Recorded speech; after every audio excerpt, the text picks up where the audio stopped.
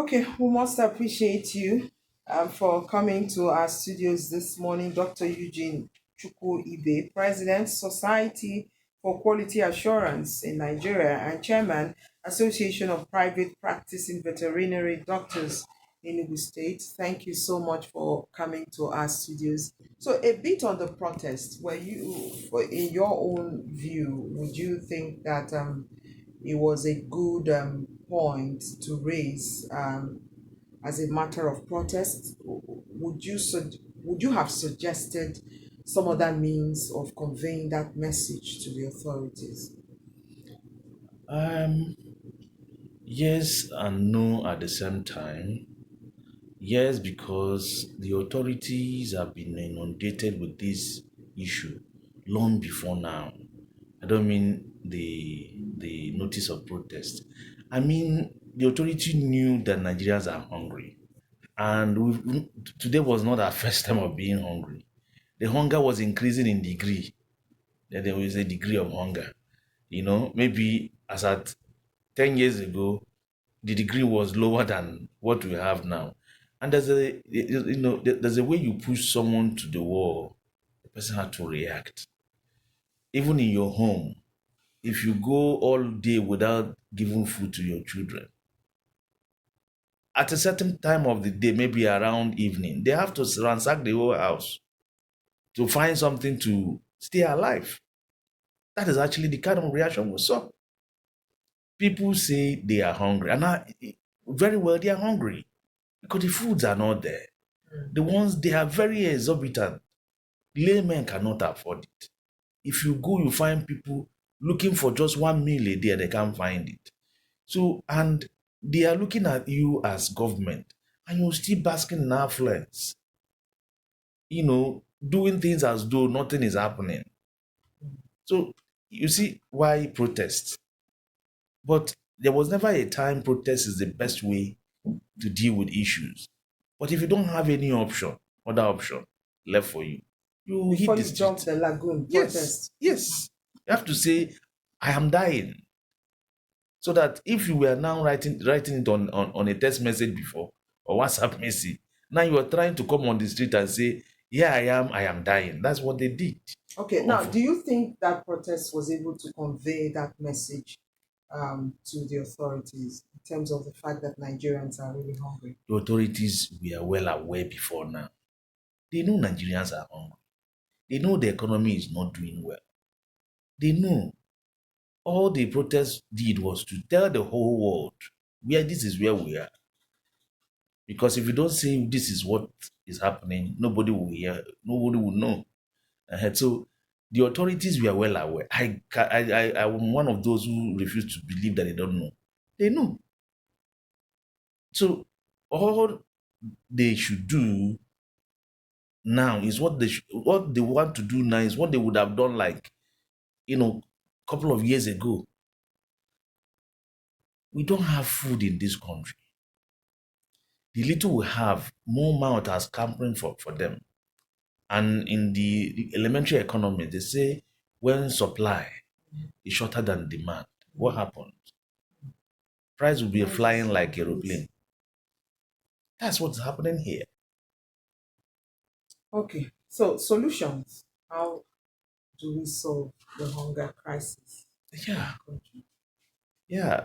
I've always told Nigerians who care to know that there's no no shortcuts to the solutions. Because agriculture is not something you start today and you get it tomorrow. I don't think there is any particular aspect of agriculture that you put on the soil or you put inside a place, and by the following day you get the products. You understand? So it has to have a time lag when you sow and when you reap. When you if it's livestock, when you rear and when they mature for what we call for table, that's a table or kitchen size. So you don't put a bed today and it just comes out tomorrow. That's what I'm trying to say. So government and all hands must have to come be on deck. Government has to take the lead. because there lies the policy, the framework for everything to work. So government must come to the realization that there's no shortcut to this. We must have to hit the ground running. And the only way to do it is to go to the field, secure the people, give the people Maybe that's incentives. why they are sending troops from the newspaper review we did this But morning. that's just for Northeast. Are there Maybe troops? Are it's in there troops batches. troops in Enugu? If the Northeast produces food for themselves, they have to eat first before they sell to you. So the security thing should cut across all the states, even if it's not all the states, the most productive state in terms of agriculture. So that we'll get back to where we were, not even go beyond like where we were before this. So what I'm saying, in my own view, is that government should create that enabling environment for agriculture to thrive. And unfortunately as well, over the years, we've taken agriculture as a petty thing. Agriculture ought to be a very big business. Agriculture ought to be number one in the priority of any country because the best form of security to any country or the citizens of any country is food security. If you've not eaten well and you're strong enough, you can't go and fight. Or once they dash you one blow, you're on the floor and you're dead. So food security is the very first form of security you quit to your country before you now talk about weaponries and conventional military security and all of that. So I would tell them to go back to the drawing board. Nigeria is still very much on rain-fed agriculture, seasonal agriculture, which is we plant now and we wait in the next rainy season. And due to climate change, which is one of the drivers as well, climate change is turned everything around. In Enugu here, you can imagine how many rains we've seen this year. People are currently, for the last 2 weeks or 3 weeks, we've not seen rain. And people are already planted. If you go around, you see most of those plants shrinking, turning yellow. So you cannot depend on the rain because you can no longer take hold of the climate, how it changes. So you must be able to devise a scientific way to keep producing. And one of those is what? Irrigation. There are several aspects of irrigation. So you don't have to depend on rain come showering from the sky. You have to depend on tapping the water from the ones on the ground, any other place, the ones flowing on the surface, to irrigate farmland and produce. That is one. You have to also scale up in terms of your livestock, the processes and the programs around them. You may be able to know that Nigeria does not even we don't even meet our livestock need. Maybe that's why we created another department for a ministry for livestock. Yes, yes, Do you see that helping the situation at all? it will help if they have the political will. Yes, we said when that ministry ought to have come, and some say it's not necessary. For some of us who are practitioners in the livestock sector, we welcomed it because we have started emphasizing for Ministry of Livestock over the last 2 decades. Oh, Why? Because we feel that livestock and livestock issues are professional issues, and you need professionals to be able to drive that. It's not supposed to be an aspect without the requisite budgetary line to it. Let me tell you the story of Nigeria. In the 80s, 70s, 80s, even from 60s down to 80s and early 90s, Nigeria has what we call the cattle route, for instance, in cattle. Because when we talk about livestock, people think that it's only cattle. Livestock encompasses all animals, domesticated animals, more like. So poultry is part of livestock, fishery is there, cattle, goat and sheep, pig, all of them are all encompassed into that livestock. subsector. Nigeria used to have what we call cattle routes. Then the population was very, very small or manageable, relatively compared to the size of the country, in terms of the land space. So you find the herders move cattle from as far as Kanu, as far as Kebi, and some other northern states, taking through the route down to as far as Port Harcourt or even to Cross River, Calabar, and all of that. But at the moment, all we know is that over the years, because of population surge, then the need to expand, people have encroached in those cattle routes.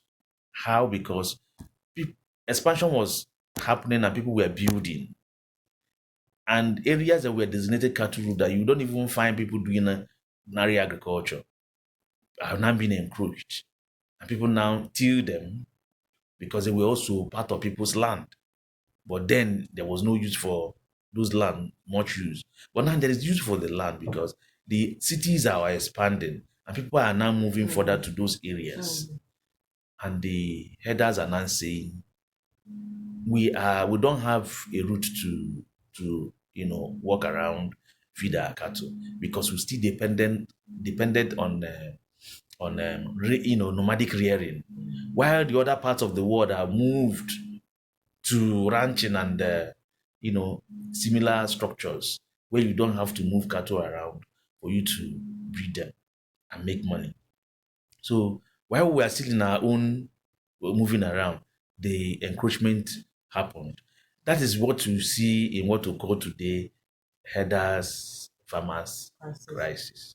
Because the farmers had to till the soil to plant, but the herders say this is our route, and before you knew it, they had to also start encroaching on farmers' land, and this crisis started, and they equipped themselves to maim. You understand? Because they feel that they are going instinct, they have to react. So if, for instance, we foresaw this and like 20 years ago, 30 years ago, and moved this nomadism into ranching and they are circumscribed in one place, you see, would have been doing well. And ranching, very important because it now helps maximize the potentials in the livestock sector, especially in the cattle and cattle breeding and rearing programs. Why? Because if you see these cattle, they move from one point to another. They keep grazing as they go. And once they graze, they also walk. That means they are dissipating energy. Almost work input is almost equal to work output. That is why when you see them, some of them would have been as old as 6 years, 5 years before you now get to the market size. But who are saying that if you put them in one place and feed them because they don't do a lot of energy dissipation, they convert those energies to muscles. That is meat. That means in the space of 1 year, 6 months, you already have a full-fledged cattle for slaughter, depending on the breed. Some mature as early as 8 months. So if we're able to situate these things in one place, then there will be programs to be able to improve their genetic requirements to make them grow better, resist diseases better. You understand? And now it now forms a what we call a value chain, because when you put them in one place, you're not moving around. So when you have to depend on somebody to bring the grasses, it means that business will develop from that point. People can now go and grow grasses, not even crops, grow grasses for those and sell them in kilos to other companies.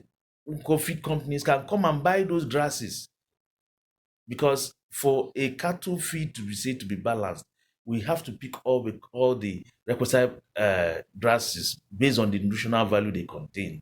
We have grasses that can give you protein, have those ones that are rich in energy, So companies bring them together in quantities that now we call feed formulation, formulate them and build them into cattle feed, and they sell them to these rearers and breeders. Meanwhile, remember, the breeders are interested in their animal growing, and it has to depend on if a company that is supplying them feed, just like what they do in the poultry. But the person baling the feed depends on the farmer growing the grass. Can you see the value chain and the job that will be created along the line? Now, by the time the cattle rearer or cattle breeder finishes his cattle and is willing to sell, there will now be possibly abattoirs and people who own meat factories who will now collect from them to process into meat and sell to departmental shops and other people in the open market who now sell to the final consumers. Can you see the chain? Can you see the job that will be created if we do it well? And hunger will go. If it is, I'm talking about beef cattle. If it is dairy cattle, the same thing. Somebody will now come and pick the milk that is milked every day, take it to the factory where they are, like the Promasidors and the Friesland and Campaigners, the Ala Foods, Nestle's, and all of that. They now convert this milk either to the liquid or the powder, the life lies form, that is powdery. Can you see the chain? And they will also create avenues to market these their products with all the distributors and the reps and all of that. Madam, agriculture is a huge business if done well. And it has potential to keep everybody in Nigeria employed and you eat well. Okay, now let's look at what the people can do. So much is on the government, like you spoke about the framework and the political will. What's the role of the people, especially when it looks as if government isn't meeting up with their own responsibilities? What can the people do? Well, currently, there's a little saying in Nigeria that condition make a fish bend. That's in pidgin language. Condition has bent Nigerians and they're already thinking aloud. If you walk around these days, you find out that people no longer, live luxuriously. People are now conserving. If you go around even the area I live, the frontages of people are laden with corn. People now utilizes the little land space they have where they live to produce. People now rear as little as 20, 30, 50 birds in their compound. You understand? And since we can no longer access the farms, if you could just trickle whatever you have around. For instance, I've eaten my first corn in front of my house because I had to deal away with all the flowers I planted there because they don't give me any value. And I planted corn. I'm about taking the second, and I've also decided that I will still replant and now water them. Watering is irrigation now. So that is it. People now cultivate yams in their compound using bags and all of that. People go into hydroponics. You understand? I have almost 50 stands of yam in my compound. So at least by January, I should be able to have yam that can last me for 1 or 2 months. You understand? And so any empty plot you find around that is not yet built, people go in there and plant. Because by the time we articulate 20, 30 plots of land cultivated, that means a hectare of land has already been, or more than a hectare has already been cultivated. So we don't longer wait for government to go and secure where we are going to plant. So we are now planting small in our various houses. I'm talking about those who are in the city. Move around and you will see, you will marvel. So because the whole thing has got everybody to the neck. The rich is not finding it easy. The poor is even worse. So what we are saying is that now we now call on, they call them civil society, those who have capacity to train people on in-house agriculture. In-house agriculture. I know some certain places in Asia where they don't even have the land, the fertile land to plant. All they do is that they import soil and they put it on top of the last point of the building. That's if there is going to be a two-story building, they don't roof. they still deck it and put sand there. So the upper part they planted something, and there they do the agriculture. They do at the balconies, and they harvest their tomatoes and peppers just at the balconies. It's doable here. Here we have ample sunlight. We have good fertile soil because sunlight is needed for photosynthesis, which will now make the plants also fruits. Because if they don't grow, they will not fruit. And photosynthesis is what makes plants to, you know, make their own food. And it's from that their own food that they feed from, and they give us the excess. That's what we take. So the plant has to be healthy first for you to be able to harvest the output. And so that is it. So civil society organization, individuals who have capacity can come and aggregate people, train them on in-house agriculture, like hydroponics, like snary, things you can do within the house, planting in the bags and all of that, CDR multiplications and all of that, nursery for different plants. So, and people can buy from you nursery seeds to go and to replicate in their places. So there are a lot to do. Everybody has to come up, but very importantly, government must have to take the lead. That is why they say they will. But before I end this, I'm very happy with the current move by the country to make the local government areas work, because for me, I see a very good connection between the lack, I mean, the unfortunately of the local councils with respect to the hunger we have today. If the local councils were working because they know themselves, they can provide veritable security for themselves. If the chairman of local government and chair ladies of local government were to be up and doing, they can drive agriculture at the local level. Because after all, every land you have in Nigeria belongs to a local government. It's in a local government. And in a local government, they know themselves, they know their capacities. So those who are going in now as local government council chairmen and functionaries, anybody who is not willing to dive into agriculture and bring in more food, the governor and the people should call for his resignation and withdrawal. Not just campaigning to because Supreme Court has said you're going to have your money. That money, we want to see it work. And has to work in the area of agriculture. Give them 2 years. If they don't flood the market with food, take the person out and look for people who can drive it. It is doable. Give them the mandate, and food will be everywhere in less than 1 year or 2 years. That's great. And I'm looking at the workability of the local government autonomy. We've had some form of autonomies for local governments before now, and they were still circumvented by state governors. And I'm wondering, for you, what assurance you have that this time around it will be watertight and the funds will go to them and they don't need to pay in money to some accounts, and all. And especially looking at the way our democracy also runs, how does whoever becomes a local government chairman, how is he elected?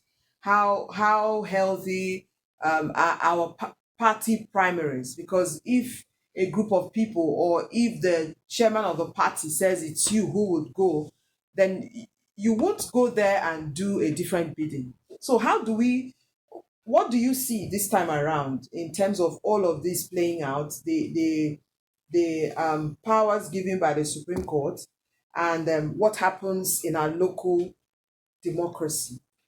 Okay. Good, good. I think it's a journey in progress. Before now, we've not had that Supreme Court judgment, and we are in the dark because seriously, you cannot, as a private person who has not been a core politician, aspire to come and lead your people at the local council, even with all the wealth of knowledge you have. So the governor, not even the chairman of the political party, the governor is the one to sanction you're going or you're not going, depending on how you are going to, worship him and all of that. So the Supreme Court has come with this judgment and we love it. Personally, I love it because I know our problem is the fact that the local councils do not work. Even in the area of insecurity, if the local councils work, they can generate their own uh, vigilantes. And a vigilante in my village, in my own village, almost will know who are members of that village. So if they see a stranger, they will know. That was how security was top notch in Nigeria before. Now, this the government, if we are serious, must have to go one more step to be able to make elections for the local councils to go outside the ambit of the state functionaries, because once you still leave it at the state, they will still handpick. But one thing is very important now, that even if they handpick you and you feel that you go there and pay money into the EFCC will come for you. And no local government chairman has immunity. It is not in the constitution. And with the Freedom Information Bill, I as a private person can walk into the council and demand, let me have what came into the council and how has it been spent. Do you understand? So it is not doable that people like community heads, associations, community associations can now go and demand accountability from these people because they now know from federal this is how it is done. But very importantly, National Assembly or those who are should be able to take away everything about the local council from the constitution, amend it, take it, let it just be on its own. It does not cause friction between the governor and so they do a balance of the two. But finally, if the governors are part of this society that is dying and you still want to impede on the local government function such that you siphon the money meant for them, then you're a monster. You don't have any conscience. I think the governors, if for any other thing, this is the time for them to show mercy and allow this thing work and supervise them to bring in the goods, unless they don't have human sympathy in them. Okay, that's a sweet message, and we've spoken at length, and we will just want to, as we wrap up, to find out what your message would be to the citizens, to the government, to everyone in our country at this time. It's a very hard time for Nigeria. It's a very hard time. I I plead with those who lead to take the lead.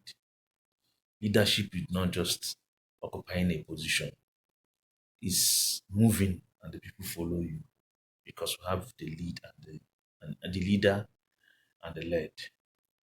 So and that is why every area has to synergize. It's no longer I'm going to do it the best. I'm not. Let everybody come around. And flow of information is very important. Very important. And let us now at the government level avoid favoritism and pick the best that can be on the wheel so that the vehicle can move. That's how they have to do it. Then the people of Nigeria should know that it's a hard time. So we have to find a way to live to survive this hard time. But they say in Igbo land, they say agụrụ nwere nchekwube anaghị egbu egbu. That means hope can carry us through. But in hoping, you must be able to also, we should be able to provide things that will enable hope. If I see what you're doing, I can now say, yes, maybe in 1 year time will be better. So government should be able to show people, make people have that hope and show them what should be able to cause them to have hope. And that's what if we do, I think people can sustain and wait for the better times. Okay, we must appreciate you. for coming to our studios this morning, Dr. Eugene Chukwu Ibe, President, Society for Quality Assurance in Nigeria and Chairman, Association of Private Practicing Veterinary Doctors in Enugu State. Thank you so much for coming to our studios and for Thank you, sharing ma'am. your thoughts. And we do hope that the authorities have heard you loud and clear. And we look forward to seeing all, if not some, if not all, of what you have said being implemented so we have a better society. Thank you so much. Thank you so Thank much you. for your Go time. CCFM. All right. Thank you so much, dear listener, for being part of the breakfast show. We've had the ICT personnel, a former Nabuchi, and we have our producer, Jude Obu, General Manager, Co CTFM, Joy Obitolata, has been the supervisor, as well as the zonal director, who is the executive producer, Mr. Ikechukwu Eze. My name is Ngozi Ebo. Thank you so much for being part of the breakfast show for today. Thank you for your time. We'll continue with the rest of our programs. Do stay with us. Good morning.